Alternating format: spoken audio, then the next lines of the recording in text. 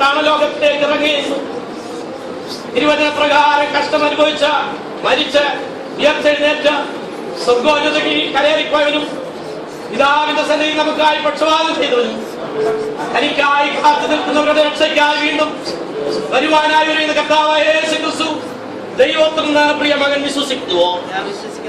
വിശ്വസിക്കുന്നവരെ പിതാവിന്റെയും പുത്രന്റെയും പരിശുദ്ധാത്മാവിന്റെ നാമത്തിൽ സ്നാനം കഴിപ്പിക്കണമെന്നുള്ള ദൈവത്തിന്റെ കൽപ്പനയാകിയാലും നിന്റെ സാക്ഷ്യവചനവും നിമിത്തം ഞാൻ നിന്നെ പിതാവിന്റെയും പുത്രന്റെയും പരിശുദ്ധാത്മാവിന്റെ നാമത്തിൽ സ്നാനം കഴിപ്പിക്കുന്നു.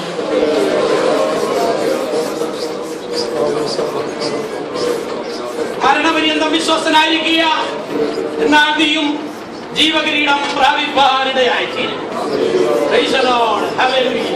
ദൈവത്തിന്